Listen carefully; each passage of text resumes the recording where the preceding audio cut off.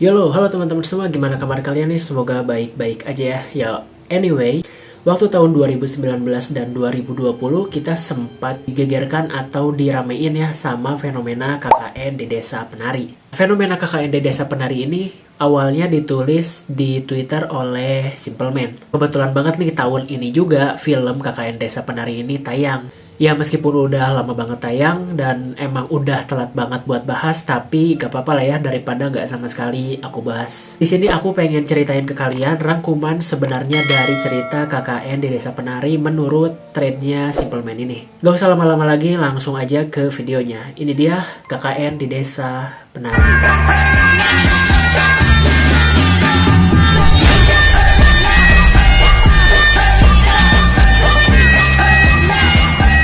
Cerita ini pertama kali ditulis oleh akun Twitter yaitu @simplem813785523 pada 24 Juni 2019 dan berakhir pada 25 Juli 2019. Di threadnya ini dia nulis dua sudut pandang, yaitu sudut pandang Nur sama sudut pandang Widya. Di thread ini semua lokasi, nama tokoh, dan kampus, dan semuanya pokoknya disamarkan ya. Yang pasti kejadian ini terjadi pada tahun 2009. Nah, mahasiswa dan mahasiswa yang terlibat pada kejadian ini adalah mahasiswi dan mahasiswa tahun 2005 sampai 2006. Cerita ini dialami oleh 6 orang ya, yaitu Nur, Widya, Anton, Bima, Ayu, sama Wahyu. Terus ada juga tokoh tambahan yaitu kakaknya Ayu sama Pak Prabu dan Mbah Buyut yang berasal dari desa tersebut. Threadnya ini sangat-sangat panjang ya. Ini adalah rangkuman dari threadnya itu menurut yang aku buat ya. Jadi ini semuanya udah aku rangkum serangkum mungkin. Tapi meskipun udah aku rangkum pasti bakalan panjang nih videonya. Jadi semoga aja kalian gak bosan dengernya. Cerita ini berawal dari percakapan Ayu sama Nur di suatu malam. Mereka ngomongin tentang desa yang mau mereka pakai buat KKN. Ayu bilang nih ke Nur, "Nur, kayaknya aku tahu deh tempat yang cocok buat kita KKN nanti. Nanti kita ke sana ya. Nanti kakak aku yang bakal antar ke desa itu." Besoknya mereka bertiga berangkat ke desa yang disebutin Ayu waktu kemarin malam. Jarak dari daerah mereka tinggal ke desa ini itu harus ditempuh sekitar 4-6 jam perjalanan. Di perjalanan si Ayu ini ngoceh perihal desa yang bakalan mereka tuju ini. Kayak, wah desa ini sangat asri, sangat cocok banget nih buat proker-proker kita nanti. Sedangkan beda lagi nih sama si Nur. Nah si Nur ini bimbang antara dia itu butuh pisan si desa ini buat KKN, tapi dia juga ngerasain sesuatu karena di si Nur ini bisa ngerasain hal-hal gaib gitu ya, kayak punya firasat gitulah. Nah selang beberapa jam hujan pun turun. Si kakaknya si Ayu ini, Mas Ilham namanya, bilang kalau ke desa ini nggak ada akses buat mobil. Jadi harus pakai motor ke desa itu. Mereka ini simpen mobilnya itu di kota terakhir atau di perbatasan antara kota sama desa inilah. Jadi nanti mereka itu dijemput sama warga dari desanya pakai motor. Nah, setelah mereka sampai ke jalan terakhir sebelum ke desa, mereka dijemput sama warga desa dan langsung gas naik motor ke desa ini ngelewatin hutan yang lumayan limbun.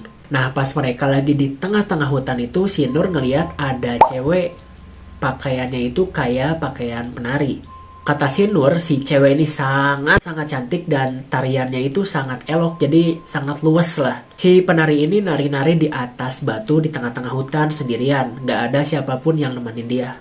Si penari ini senyum nih dengan tatapan tajam ke si Nur. Si Nur ini kan tadi lihat ceweknya itu cuman sekilas ya. Nah pas dia mau mastiin si cewek yang nari tadi di atas batu, ternyata si ceweknya ini udah nggak ada, nggak tahu hilang kemana. Di situ si Nur sadar, wah ada nggak beres nih sama desa yang bakal mereka tuju. Mereka udah disambut sama hal-hal yang bukan manusia.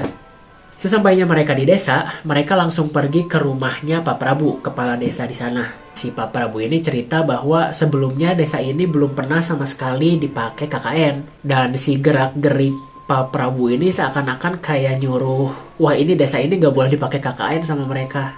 Tapi si Mas Ilham ini terus ngelobi si Pak Prabu. Ditambah si Ayu juga kayak ngejanjiin banyak hal lah, kayak kita janji Pak, kita gak bakalan ngelakuin hal-hal aneh dan kita juga di sini buat ngebantu masyarakat di sini Pak, buat mudah, buat dan lain-lain lah istilahnya mah kayak gitu. Setelah dilobi dan dijanjikan hal ini itu, akhirnya si Pak Prabu ini ngeiyain lah ke si Ayu dan kawan-kawan bahwa desa ini boleh dipakai KKN sama mereka. Nah, setelah mendapatkan izin dari Pak Prabu, mereka ini diajak jalan sama Pak Prabu ke desa ini. Di perjalanan, si Nur ini ngelihat sesuatu lagi. Dia ngelihat sosok tinggi besar, berambut lebat, dan juga matanya merah. Nah, sosok ini ada di atas batu yang di bawah batunya itu ada sesajennya gitulah. Nah, si sosok ini tatap-tatapan nih sama si Nur. Nah, di situ si Nur langsung ngajak si Mas Ilham sama si Ayu ini langsung cepat-cepat minta balik. Di perjalanan pulang nih di mobil, Ayu bilang ke Nur, gimana kalau kita sekalian ajak Bima, Wahyu, sama Anton, dan sama Widya juga. Awalnya si Nur ini kayak nolak si Bima ya. Tapi akhirnya dia ngeiyain juga si Bima ikut KKN kelompok ini. Nah, by the way, si Bima ini adalah temannya si Nur waktu di pondok pesantren dulu. Jadi mereka udah kenal dari dulu lah, udah lama banget kenal istilahnya. Akhirnya sampai di hari keberangkatan mereka. Nah, dari awal mamahnya Widya ini kayak gak ikhlas lah kalau mereka ini pergi KKN. Tapi berhubung Widya dan teman-temannya ini butuh banget desa buat KKN, akhirnya mereka ini dibolehin juga pergi sama mamahnya. Di siang hari mereka pergi pakai mobil elf. Singkat cerita mereka sampai nih di perbatasan terakhir nih antara kota sama si desa ini. Nah, di sana mereka udah ditungguin sama orang-orang dari desa pakai motor. Nah, di sana mereka langsung cus pergi ke desa pakai motor. Waktu mereka jalan ke desa itu, di situ gerimis ya, gelap, dan gak ada siapa-siapa lagi selain mereka berenam atau ya berdua belas lah sama yang ngeboncenginnya itu. Gak ada lagi orang lewat ke situ. Nah, gak lama dari itu, si Nur ngedengar suara gamelan nih di tengah-tengah perjalanan mereka ke desa.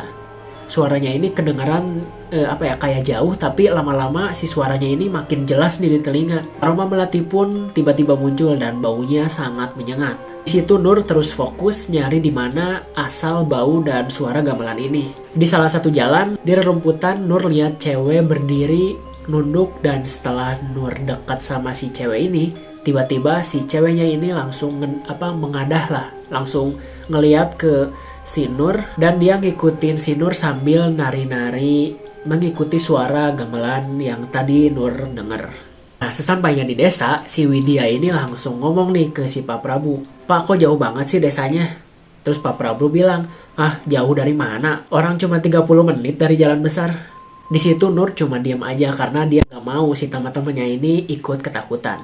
Si Nur di sini lihat sosok lagi, sosok yang sama kayak waktu pertama dia kesini sama Ayu. Si sosok ini mengamati atau ngeliatin mereka dari pohon beringin atau dari balik pohon beringin gitu, kayak ngintip-ngintip gitu. Singkat cerita, mereka berenam langsung diajak sama Pak Prabu buat keliling seluruh desa ya. Kayak nunjukin tempat-tempat mana aja nih yang boleh mereka kunjungi atau buat mereka proker lah istilahnya. Di tengah perjalanan, mereka lihat ada pekuburan yang batu nisannya itu ditutupin pakai kain hitam yang menandakan bahwa di situ adalah pekuburan. Nah, pekuburan ini dikelilingi banyak sekali pohon-pohon beringin yang besar. Nah, sisanya melanjutkan perjalanan mereka sampai mereka ketemu sama satu tempat namanya itu Tapak Tilas. Jadi, Tapak Tilas ini merupakan batas wilayah yang siapapun gak boleh ngelewatin Tapak Tilas ini. Di kiri kanannya itu ada janur kuning, layaknya kejatan pernikahan gitulah. Prabu ini negasin kembali ke mereka bahwa ini adalah batas yang kalian boleh lewatin. Dia gak mau mereka lewatin Tapak Tilas ini.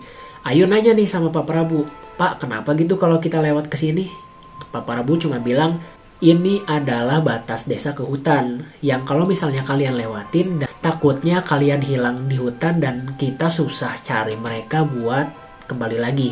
Setelah mereka beres jalan-jalan, di rumah si Nur ini ngomong ke si Ayu kalau ada yang gak beres sama desa ini. Makanya dari awal si Pak Prabu ini nolak kita buat KKN di desa ini. Tapi si Ayu langsung nepis lah, kayak ngebantah gitu, nenangin si Nur. Kalau gak bakalan ada hal-hal yang gak diinginkan lah istilahnya. Kita cuma proker di sini dan kita cuma bantu desa ini buat berkembang. Malam hari pun poek. Nur, Ayu, Widya tidur satu kamar yang beralaskan tikar. Nah, di malam itu si Nur ngerasa gak enak pikiran lagi. Nah, di sela-sela dia cari cara buat tenangin pikirannya si Nur yang gak karuan itu, tiba-tiba si Nur ini malah ngelihat sepasang mata dari kamar yang remang-remang ini. Cuman penerangannya itu lentera aja. Oh iya, by the way, listrik belum masuk ke desa ini. Di situ Nur langsung nutupin mukanya pakai selimut sambil baca-baca doa. Tapi anehnya, setiap Nur selesai baca doa, ada suara kayu yang kayak gebrak gitu kencang banget. Nah, si Nur ini cuma bisa nangis ketakutan ya, dan akhirnya dia pun tertidur. Pagi hari pun caang, si Widya ngajak si Nur buat mandi nih di desa ini. Nah, ada suatu tempat yang namanya itu sinden lah buat mandi, atau buat tempat mandi cewek-cewek di desa ini. Di sinden ini bentuknya itu kayak candi kecil gitu. Nah, di dalamnya ada kayak bak gitu. Nah, mereka ini bisa mandi di dalam sana. Pas diajak, Nur punya satu syarat nih ke si Widya, kalau si Nur ini harus duluan mandinya. Dan si Widya pun ngeiyain. Sampainya di sinden, si Nur ini masuk duluan nih. Widya bilang, jangan lama-lama ya mandinya. Dan si Nur pun mengiyakan. Dalam sinden ini, si Nur ini nyium bau amis yang sangat menyengat ya, kayak daging busuk gitulah. Wah, pokoknya katanya gak enak banget sih baunya itu. Dia pun buru-buru mandi. Nah, pas dia mandi, si Nur ini ngerasa kayak ada sesuatu yang nyentuh kulitnya seraya dengan air yang mengalir di tubuhnya. Dan pas dia buka mata dan lihat ke kendi tempat penyimpanan air itu, alangkah kagetnya dia ngelihat di dalam kendinya itu ada banyak sekali rambut. Nur langsung buru-buru buat selesaiin mandinya. Nah, setelah mandi, Nur langsung buru-buru keluar dari sinden ini. Tapi si pintu sindennya ini nggak bisa dibuka, kayak ditahan dari luar. Si Nur pun langsung teriak, Win, buka Win. Tapi si Widya ini nggak ada ngejawab. Harusnya dia ngejagain dong di luar, harusnya langsung kedengeran. Sampai akhirnya si Nur ini sadar bahwa di belakang dia ada sosok tinggi besar, yang saking tinggi besarnya dia, si langit-langit sinden ini sampai tembus ke atas ya. Sampai nembus ke atas si makhluknya ini. Nur langsung tutup mata sambil baca doa. Dia berusaha buat ngelempar si sosok itu pakai batu. Sampai gak lama pintu bilik pun bisa kebuka. Nah, di situ Widya aneh nih lihat si Nur. Kenapa si Nur ketakutan gitu? Langsung nanya, Nur, kamu kenapa? Terus kata si Nur, gak apa-apa. Karena dia takut, si Widyanya itu takut. Gak lama si Widya masuk lah. Tiba-tiba si Nur ini dengar suara orang kayak berkidung. Kalau di Sunda itu kayak nyinden lah. Si Nur ini karena dia penasaran ya, dia pun ngintip ke dalam sindennya itu lewat celah-celah kayunya itulah. Waktu dia ngintip dari celah-celah itu, dia bukan ngelihat Widya yang lagi mandi, tapi orang lain. Si cewek ini mandi sambil nyinden gitu. Di situ si Nur tetap merhatiin si wanita ini, dan akhirnya si cewek ini noleh ke Nur dan dia hanya tersenyum.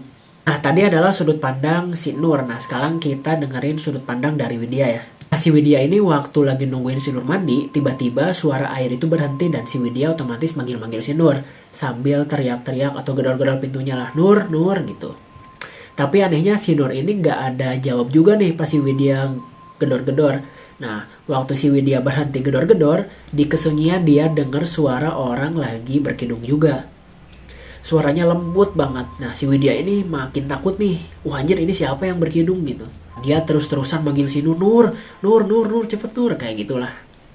Nah, gak lama pintu bilik pun kebuka dan si Nur pun lihat Widya dengan tatapan aneh. Ini kenapa anak gitu kan. Di situ Widya langsung masuk ke sinden buat mandi. Nah, pas di dalam dia ngerasa kalau dia ini diperhatiin nih waktu mandi. Selesai mandi, si Widya nanya ke Nur, Nur, kamu bisa nyinden atau bisa berkidung? Nur jawab gak bisa lah. Di situ mereka langsung lari balik ke penginapan.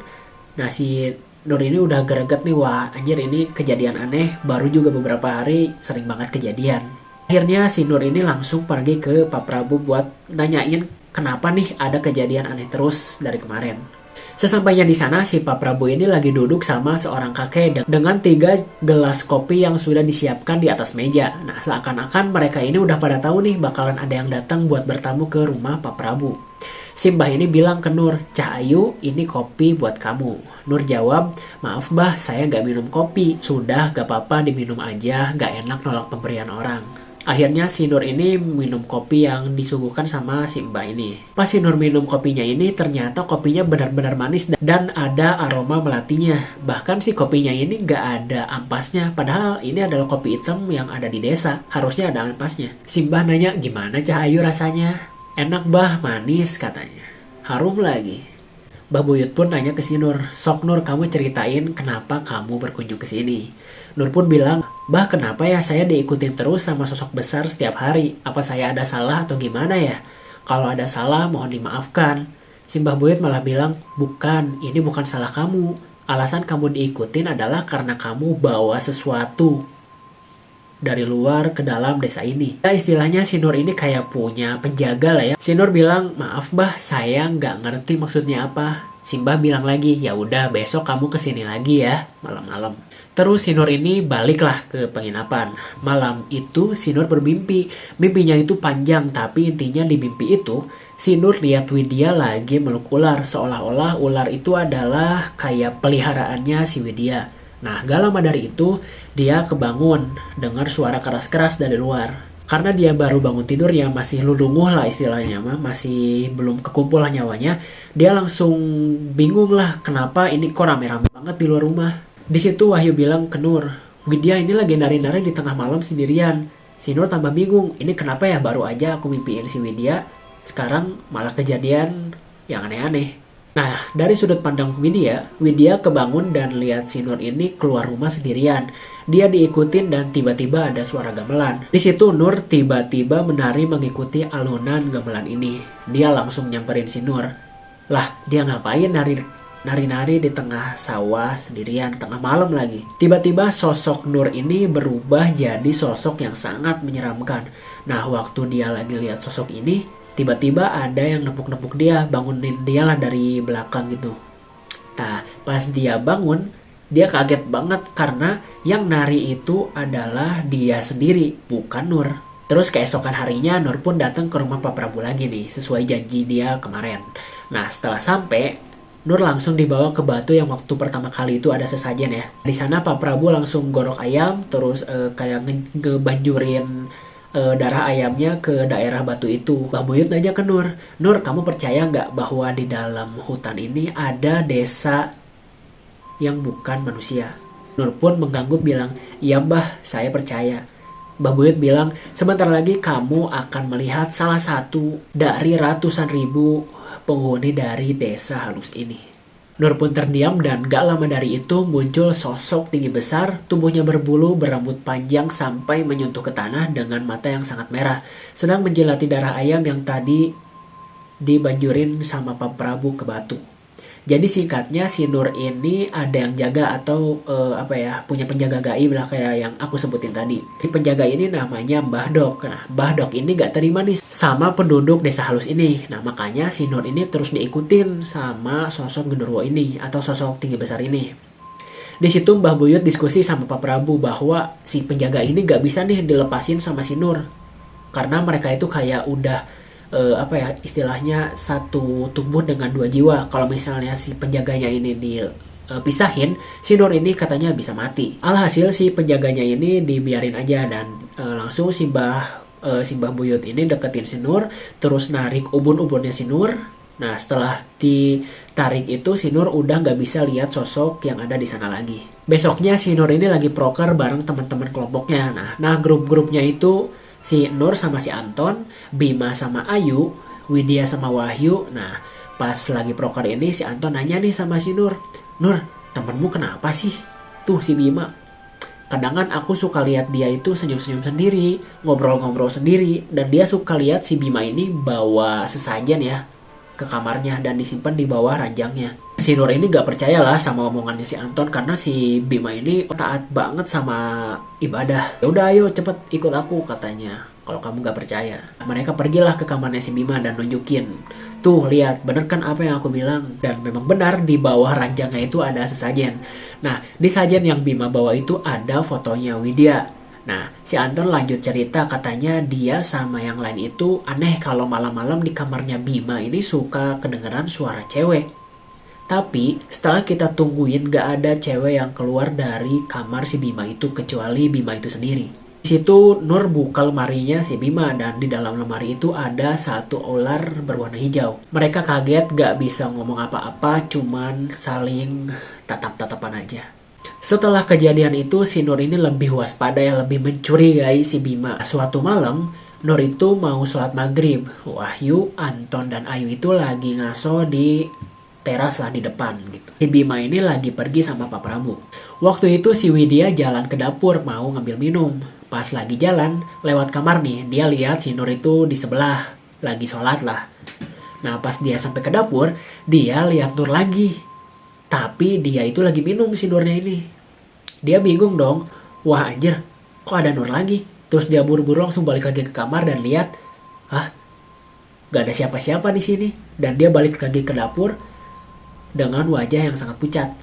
Ditanyalah dia sama Nur, kamu kenapa? Widya nggak mau jawab dan dia cuma diam aja ketakutan. Gak lama itu anak-anak yang tadi di teras itu pada datang ke dapur, cowok-cowoknya ya. Langsung pada bilang, cepat-cepat kasih minum katanya. Waktu si Widya ini lagi minum, tiba-tiba si Widya ini tersedak.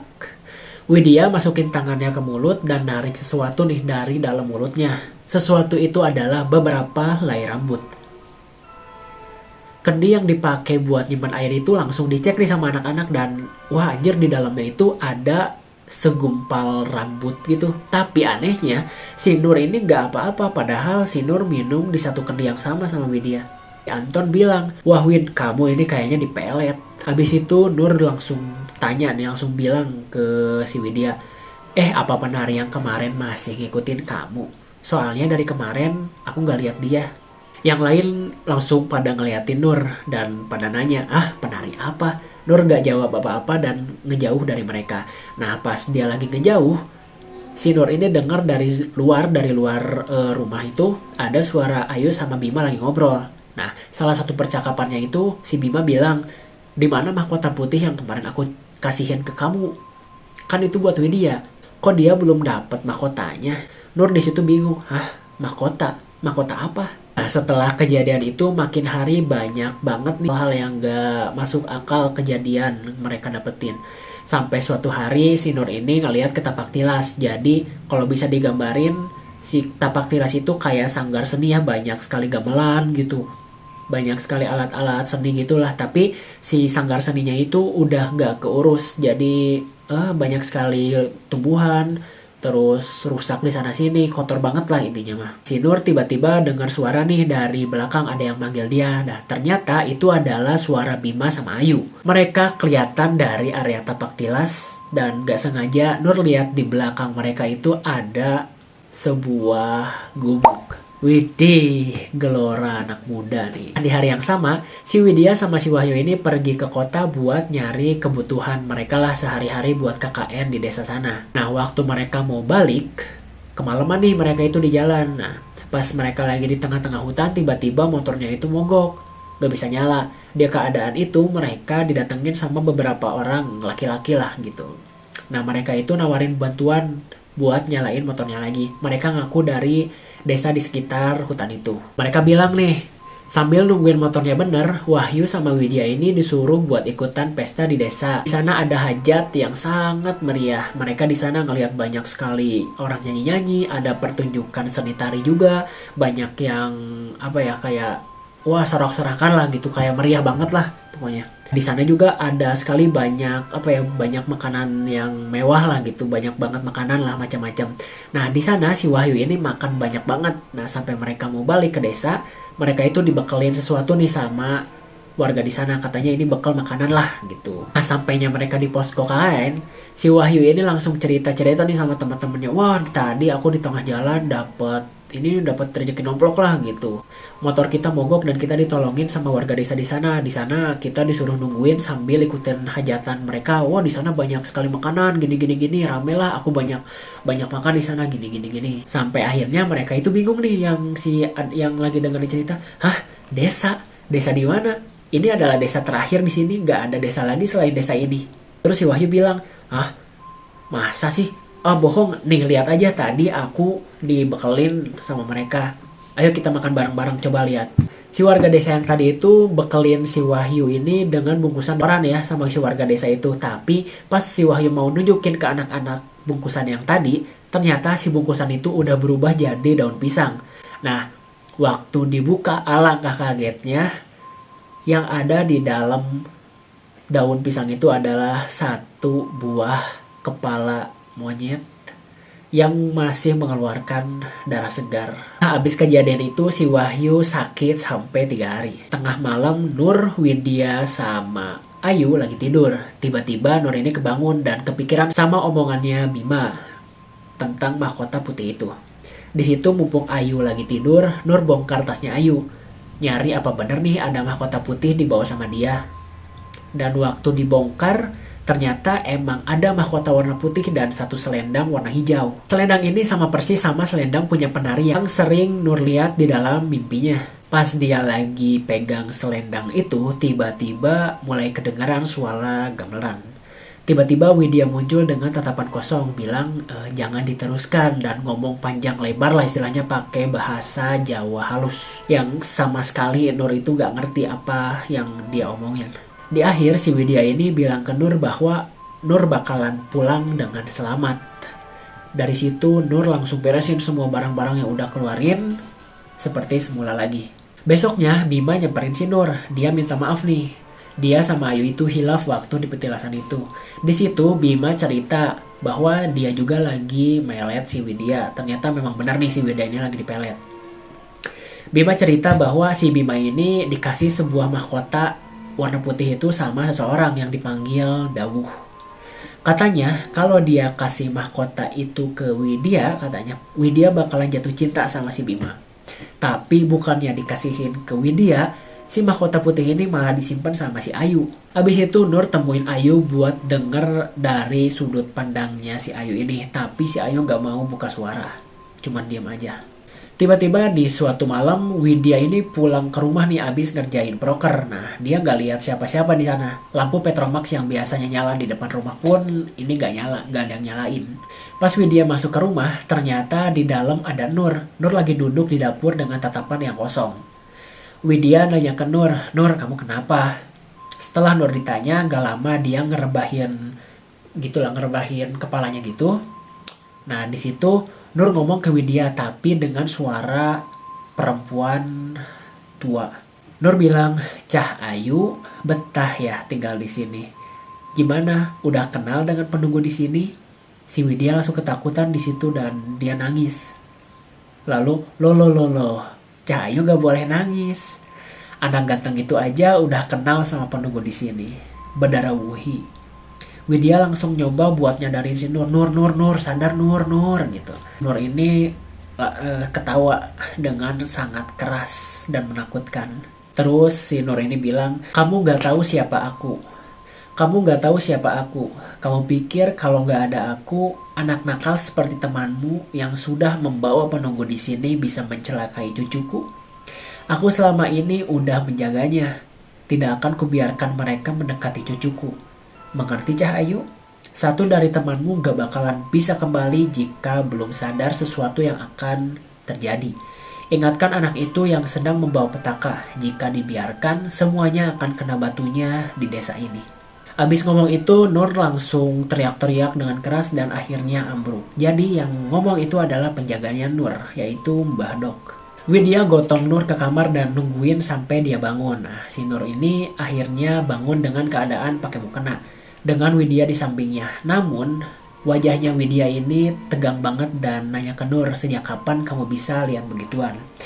Nah, si Nur pun akhirnya ngejelasin semuanya ke Widya kecuali insiden-insiden ganjil yang udah terjadi di desa ini. Di situ Nur langsung cek semua barang-barang punya Widya dan dia nemuin di tas punya Widya ini ada mahkota warna putih tadi. Ternyata si mahkota itu udah dimasukin sama si Ayu. Bentuknya itu melingkar dengan bentuk ukiran kekuningan. Bentuknya indah sekali seperti sebuah perhiasan. Di tengahnya ada batu hijau kawaturi. Tanpa pikir panjang, si Nur itu langsung mikir, wah si Ayu punya selendang hijau. Langsung diambil selendangnya dan disatuin nih sama si mahkota tadi, dimasukin ke kotak, terus disimpan Al-Quran dan ditutupin pakai kain. Terus disumputin di bawah meja kamar. Jadi ketutupan taplak meja lah, jadi gak kelihatan. Di situ Nur langsung nyari si Ayu. Nah, pas ketemu si Ayu ini lagi ngerjain prokernya. Nah, si Ayu ini langsung ditarik sama si Nur, digampar. Dan akhirnya si Ayu ini mau buka suara nih, mau cerita apa ya yang sebenarnya telah terjadi. Nah, si Ayu ini cerita bahwa dia punya selendang hijau yang tadi itu buat mikat si Bima. Tapi si Ayu ini gak cerita dari mana dia dapat selendang itu. Ini adalah bagian akhir dari ceritanya. Kalian masih kuat kan dengernya? Nah, kita bakal denger dari perspektif si Nurnya dulu ya. Nah, di suatu malam yang panjang, Nur kebangun pas subuh karena dia dengar si Widya ini nangis kenceng banget.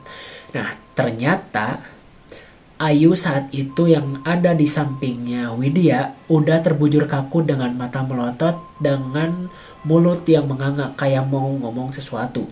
Di situ Nur nyari Bima dan si Bima nggak ketemu.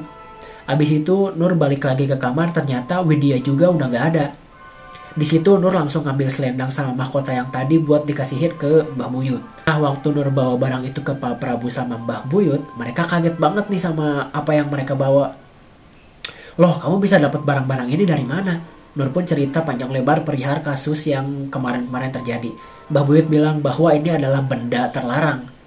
Temanmu terjebak dalam suatu pusaran. Satu temanmu sudah ditemukan, tapi rohnya belum. Sabar ya. Gak lama kemudian si Wahyu ini masuk. Mukanya cemas banget, pucat gitu, bareng sama warga yang bawa satu orang yang ditutupin kain. Badannya itu kayak kejang-kejang gitulah. Nah, waktu dia buka si kain yang nutupin badannya itu, ternyata itu adalah Bima. Mbah Buyut kemudian cerita bahwa dua orang ini sukmanya terjebak, tapi ada satu orang yang bukan hanya sukmanya yang terjebak, tapi badannya juga, raganya juga ikut disesatkan. Dia adalah Widya, orang yang sangat diinginkan oleh Badara Wuhi, tapi dia meleset. Mbah Buyut menunjukkan si Kawaturi yang tadi, ya si mahkota yang tadi, dan bilang bahwa benda ini dipakai di lengan seorang penari sebagai susuk, dan Badara Wuhi ini pengen benda ini dipakai sama Widya, tapi Nur yang nemuin benda ini. Dengan kata lain, benda ini kayak kehilangan pemiliknya, karena si Nur ini dilindungi sama Mbah Dok. Mbah Buyut pergi ke kamar dan dia bilang kalau dia bakalan menjelma menjadi seekor anjing dengan ilmu kebatinannya. Nah, abis ini langsung aja kita dengar perspektif dari Widya. Di suatu malam abis rapat, Widya inget nih dengan si Bima yang setiap malam itu suka keluar sendirian. Nah, malam itu si Widya ngelihat Bima ini memang keluar sendirian. Si Widya bangunin Anton sama Wahyu. Noh, temanmu keluar sendirian, ikutin gih. Mereka cuma bilang, ya mungkin Bima lagi ngerjain prokernya. Di situ Widya pun memutuskan buat ngikutin si Bima. Nah, ternyata si Bima ini jalan ke arah tapak tilas. Sama dia diikutin nih terus sampai si akhirnya ada suara senandung perempuan dan juga suara gamelan. Sampai di ujung tapak tilas, Widya nemuin kayak semak-semak lah. Kayak apa ya, jalan tapi ditutupin sama semak-semak.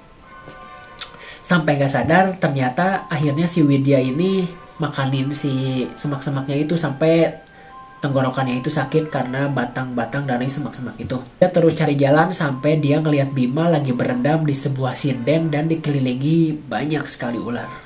Bima pun noleh ke Widya dan Widya pun langsung lari pergi ninggalin si Bima. Nah, saat lari, si Widya ini dengar lagi nih suara tabuhan gamelan dan suara ketawa saut-sautan. Tiba-tiba Widya ngelihat kayak banyak banget sekali makhluk aneh di sanggar yang kosong itu. Ada yang melotot, ada yang wajahnya separoh, ada yang nggak punya muka, ada yang pendek, ada yang tinggi. Wah, pokoknya macam-macam lah di sana, semuanya ada. Di situ si Widya cuma bisa tutup mata, cuman bisa nangis karena dia benar-benar ketakutan. Gak lama suara yang ketawa-ketawa tadi, ngobrol-ngobrol tadi berhenti dan sampai Widya buka mata, di depan Widya ada seseorang wanita sedang menari. Semua mata fokus ke penari itu. Dan setelah disidik-sidik atau setelah diperhatikan dengan seksama, ternyata penari itu adalah Ayu. Matanya Ayu itu sembab kayak abis nangis kejer lah. Tapi ekspresinya Ayu ini seakan-akan kayak nyuruh si Widya ini buat jauhin tempat ini sesegera mungkin. Tanpa tahu apa yang sebenarnya terjadi, Widya pun lari ngelewatin kerumunan orang yang lagi nonton Ayu menari. Sambil nangis sampai dia keluar dari tapak tilas, dia ngelihat jalan setapak dan lihat seekor anjing, yaitu si Mbah Buyut tadi. Nah, dia langsung ngikutin si anjing itu dan akhirnya dia sampai ke rumahnya Pak Prabu. Di rumahnya Pak Prabu, Mbah sama Pak Prabu ini cerita, teman kalian yang dua itu telah melakukan sesuatu yang semestinya tidak boleh dilakukan di tempat terlarang, yaitu di sinden tapak tilas. Dan ternyata waktu itu si Bima sama si Ayu kepergok sama si Nur, ternyata mereka itu habis dari sinden tapak tilas itu. Ya istilahnya mereka sudah melakukan gitulah di tapak tilas atau di sinden tapak tilas itu. Akhirnya Pak Prabu ceritalah mengenai rahasia di desa ini. Jadi tapak tilas itu dijadikan oleh warga desa itu untuk seni pertunjukan tari. Tapi pertunjukan ini bukan ditunjukkan buat manusia, tapi buat penduduk desa halus yang ada di desa ini. Dulu tarian ini dilakukan agar penduduk desa halus ini nggak ngeganggu kehidupan desa di sini. Tapi seiring berjalannya waktu, para penari itu ditumbalkan dan yang memenuhi kriteria adalah penari yang perawan. Nur pun ngebantah, tapi Ayu gimana? Nah, itu masalahnya. Awalnya Ayu itu cuma dijadiin perantara. Tapi Ayu nggak memenuhi tugasnya. Akibatnya, Ayu diberikan jalan pintas yaitu selendang hijau yang tadi. Nah, jadi intinya ini si Ayu dikasih mahkota buat dikasihin ke Widya, tapi malah disimpan. Abis itu dia dikasih selendang hijau, dan akhirnya dia jadi full item lah istilahnya mah, buat jadi penari itu. Pada akhirnya pihak kampus menjemput semua anggota KKN di desa itu. Mas Ilham ini minta Nur buat nemenin Ayu selama proses penyembuhan. Dokter pun angkat tangan, sebab si Ayu ini lumpuh total tapi nggak tahu penyebabnya itu apa.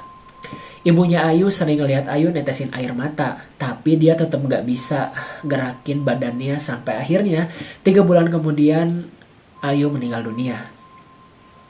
Sama dengan Bima akhirnya meninggal dunia, tapi di malam sebelum Bima meninggal, dia sempat teriak ular, ular, ular. Dan itu adalah kata-kata terakhir yang keluar dari mulutnya Bima.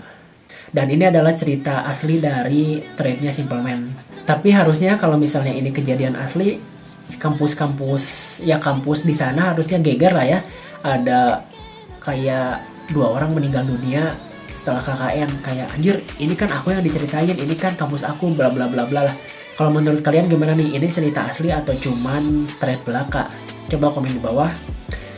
Makasih banyak buat kalian semua yang udah dengerin cerita ini sampai habis, udah subscribe channel aku, dan udah share video-video aku ucapin terima kasih.